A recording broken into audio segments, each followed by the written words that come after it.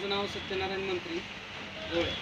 आयुर्वेदिकचं मी काम करतो आणि आपले पानगावचं त्यांचं नाव विचारून त्यांना गजकरणचा प्रॉब्लेम किती वर्षांनी होता, किती दवाखाने केले आणि किती पैसे घातले आणि आपल्या कमी पैशात काय फरक पडला. तुमचं नाव सांगा. जोरात. राजपूत महेंद्र भीमसिंग. मला एक सांगा, गजकरण किती वर्षानं होतं तुम्हाला? जवळ्यानं 5 ते 6 वर्ष. किती वर्षानं? 5 ते 6. 5 ते 6 वर्षानं गजकरण होतं. बरं, किती दवाखाने केले का? 3 तज्ञ भरपूर गेले. कुठं कुठं दवाखाना केला? लातूर, बर्दापूर, अंबाजोगाई, गंगाखेड, मानवत. बरं, इथपर्यंत गेलतो तुम्ही. बरं, आतापर्यंत किती पैसे घातले गजकरणसाठी तुम्ही? 1.5 लाख रुपये घातले. किती पैसे घातले? 1.5 लाख रुपये. 1.5 लाख रुपये. लोकांना भरोसा बसत का तुम्ही सांगितल्यावर?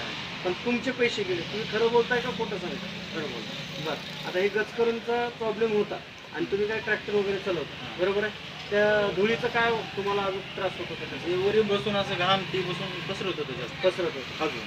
बरं, आपल्या आयुर्वेदिक औषधानं किती दिवसात फरक पडला आणि आज किती टक्के फरक पडले तुम्हाला? 100% फरक पडला आणि 8 दिवसात फरक पडलेला पूर्ण. बरं, 8 दिवसात 100% तुम्हाला फरक पडला. पण 1.5 लाख रुपये घालून परेशान होता, तर तुम्हाला या आयुर्वेदिक औषधानं कमी पैशात फरक पडला का नाही? पडला. बरोबर.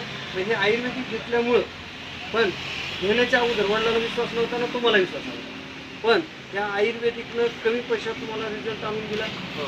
200-300 रुपये आणल्यानंतर मला सुद्धा नव्हतं. हां, तुम्हाला पण विश्वास नव्हता. 200 ते 300 रुपयात आज गजकरण तुमचं क्लिअर झालं आणि तुम्ही या आयुर्वेदिकशी समाधानी आहेत का?